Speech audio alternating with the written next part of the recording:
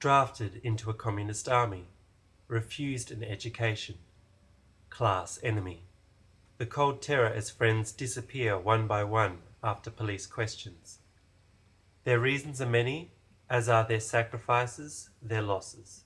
They came from Europe, Southeast Asia, and the subcontinent. They sailed rough seas by boat, under care or under radar, or flew by plane, or both. One of them, as you'll see, even stole a plane. These are just a few of thousands of refugees to arrive to Australia each year, and their journeys, like no one else's, have forever altered their families. They work alongside you, or have started businesses of their own. Meet the new Australians.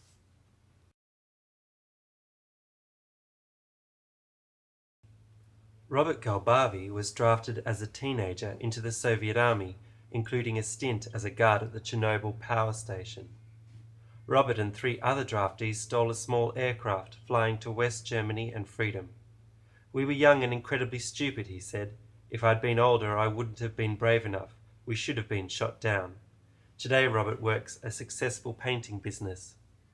At a recently completed paint job, Coburn Central restaurateur and client Lorenzo Bocci and Robert share an afternoon meal. "Because we're European," Lorenzo says with pride, "it's how we do things." Kalyugan Pathmanathan worked in Sri Lanka as a software engineer. As an ethnic Tamil, he frequently came under police interrogation.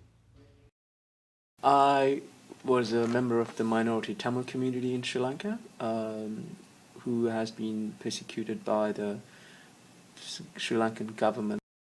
I was an activist, online activist during the war in 2009.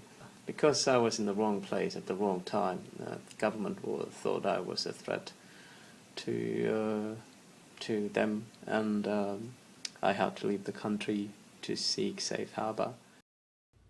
As his friends began to disappear, he fled to Indonesia and paid a people smuggler to Christmas Island. With the certainty of residency, he can now work full-time. I got out of detention centre. I worked as a kitchen hand, and now I'm working as an IT support officer at the University of Western Australia. Nam Nguyen Silvestri arrived with her family, political refugees, on board her father's fishing boat 11 years ago. Nam's father, Nong Nguyen, started a market garden in Perth, and her mother a small food shop. Nam works as a safety officer for a Perth mining firm. There was a lot of people being oppressed for speaking out against the government, and my father's family were one of those families. And at great cost.